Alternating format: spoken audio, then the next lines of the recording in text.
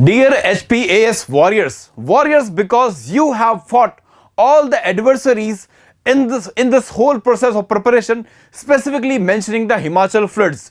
इतने मुश्किल वक्त को हमने देखा और आपने उस डिटर्मिनेशन के साथ इन मुश्किल समय को भी निकाल दिया.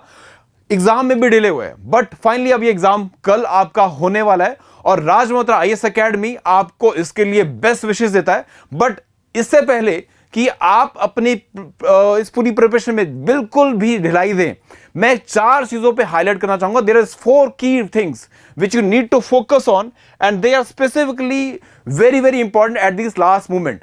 व्हाई? बिकॉज इन छोटी छोटी गलतियों की वजह से हम एग्जाम में या तो पॉजिटिव साइड पे रहते हैं या फिर नेगेटिव साइड पे चले जाते हैं.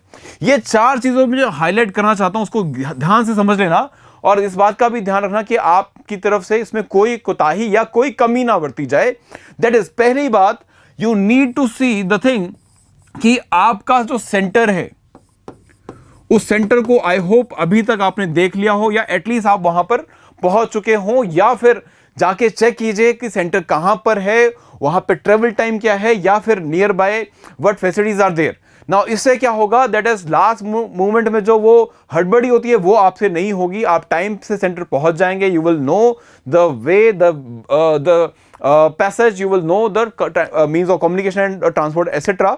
ठीक है, तो वो सेंटर जरूर चेक कर लीजिएगा. दूसरी चीज, आपको अपने डॉक्यूमेंटेशंस का बिल्कुल ध्यान रखना है क्योंकि HPAS ने ऑलरेडी आपसे बोला है कि आपको यहां पर फोटो कॉपीज लेके आनी है. एक तो पहली बात तो अपनी फोटोज लेके जाइएगा, पासपोर्ट साइज जो फोटोग्राफ्स हैं वो लेके जाइएगा.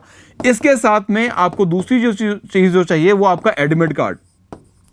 इस समय पर आपका एडमिट कार्ड का print out at least 2 print out या 3 print out black and white में जरूर रखिएगा.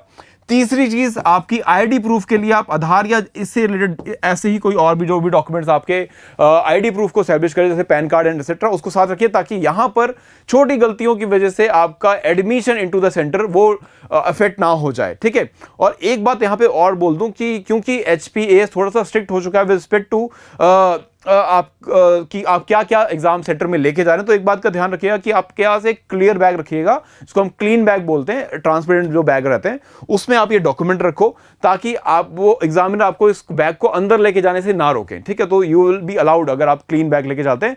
पानी की बॉटल वो भी ट्रांसपेरेंट ताकि you are allowed to take that bottle inside the examination centre. Smart watch जैसी चीजें मत पहने, वो आपको प्रॉब्लम करेगा. एंड हो सके तो मोबाइल फोन भी आप जो है किसी और रिलेटिव को या बाहर कहीं पे देके जाइए, सेंटर लेके ही जाने की जरूरत नहीं है. ठीक है, तीसरी चीज जो यहां पे बड़ी इंपॉर्टेंट हो जाएगी, that is with respect to the kind of exam itself. Exam में आपको जो फोकस करना है वो किन चीजों पे है, इसको मैं अलग से अगर हाईलाइट करूं, सो एग्जाम सेंटर में या एग्जाम देते हुए यू हैव 2 एग्जामिनेशंस, तो इन पे भी छोटी छोटी बातों का अभी ध्यान रखना. देखो, एक चीज जो यहां पे है that is the 4th aspect जिसको मैं यहां पर आपको बताऊं तो that is your the revision itself. ठीक है, वैसे तो इट इज हाईली अप्रिशिएटेड कि अब आपको कुछ नहीं उठाना चाहिए नया, तो बिल्कुल भी नहीं, और अदरवाइज रिवीजन को ना करते हुए अपनी नींद पूरी कीजिए, माइंड को रिलैक्स कीजिए और फाइनली कल एग्जामिनेशन सेंटर में चाहिए. बट क्योंकि एग्जामिनेशन कॉम्पिटिटिव है और लास्ट मोमेंट में भी कई चीजें ऐसी हैं जो आप रिवाइज कर सकते हो, तो उस पर भी फोकस करेंगे. So for example regarding the revision,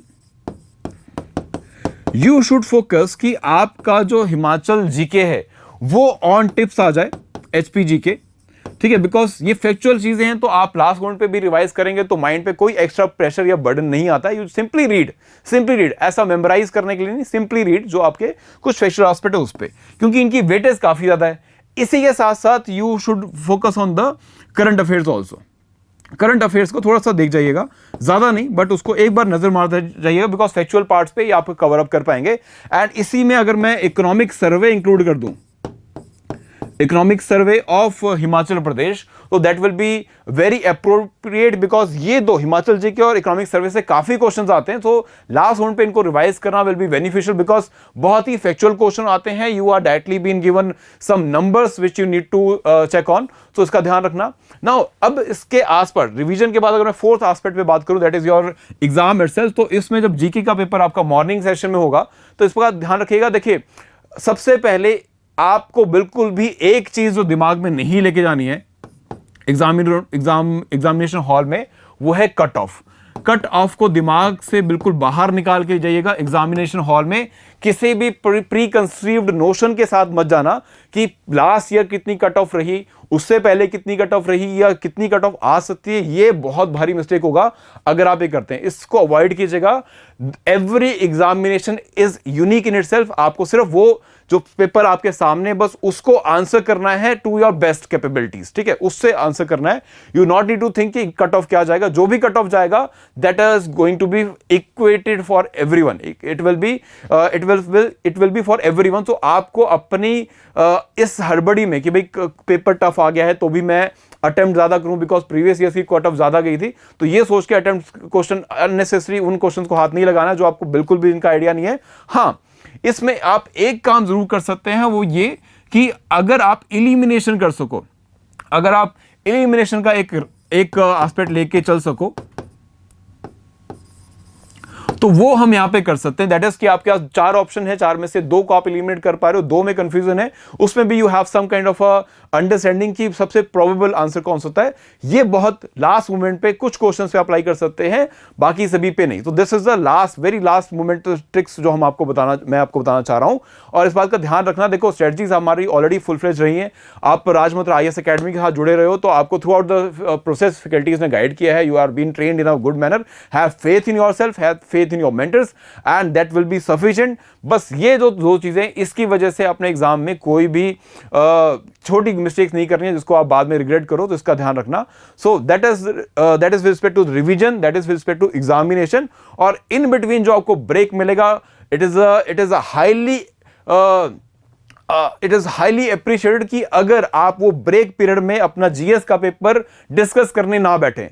वो ब्रेक का पीरियड है, रिलैक्स कीजिए। इसके बाद CSET का पेपर होगा जिसमें आपको अगेन आपके ब्रेन की एक्सरसाइज होने वाली है, जहां पे आप मैथ्स के क्वेश्चंस करोगे, क्वांटिटेटिव एप्टीट्यूड के क्वेश्चंस करोगे, जहां पे आप रीजनिंग क्वेश्चंस करोगे, जहां पे आप इंग्लिश कॉम्प्रिहेंशन करोगे। तो उसके लिए माइंड थोड़ा रिलैक्स चाहिए। और ऑलरेडी मॉर्निंग के पूरे प्रोसेस के बाद आपका माइंड जो है वो थोड़ा सा एग्जॉस्शन की तरफ जाएगा। तो इसलिए वो जो बीच में गैप मिलेगा आपको ब्रेक का, उसको बड़े अच्छे से यूटिलाइज करना है। अननेसेसरी कोई डिस्कशन की जरूरत नहीं है। जो हो गया वो हो चुका है। एग्जाम में आप जो मार्किंग करनी थी वो कर दी है, ठीक है, उसका ध्यान रखना। और दोनों ही पेपर में एक चीज है, वो है OMR sheet.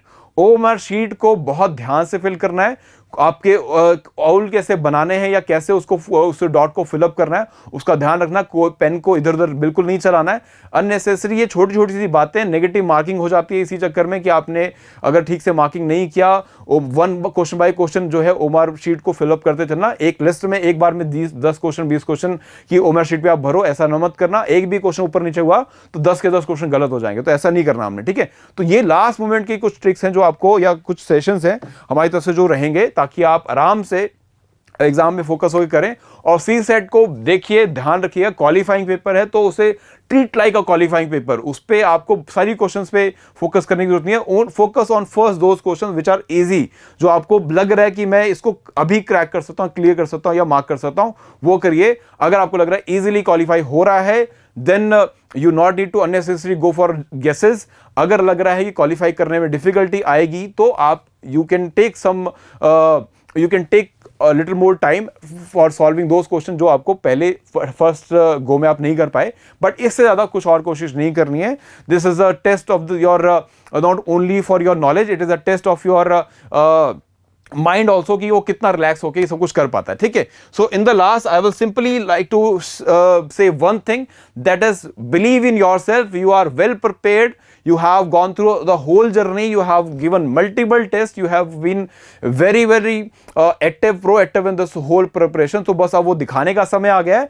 And in the last I will simply say best of luck from the Raj Malhotra IAS Academy, and come to us with flying colors so that आपको हम next level के लिए भी प्रिपेयर कराएं। And इस जैसे आपके examination हो जाएगा उसके बाद आपको आंसर कीज मिल जाएगी, तो you not need to go into any other platform for that, और otherwise push your mind for that कि मेरा आंसर ठीक हुआ है गलत हुआ। हम आपको take a break, simply go and check our answer keys. You will get all the answer from our side. You will be able to sufficiently guess the able to guess the cutoffs also. तो इससे ज़्यादा कुछ करने की जरूरत नहीं है. That is the last thing which I would like to add. That is all. Best of luck and have faith in yourself. Thank you so much.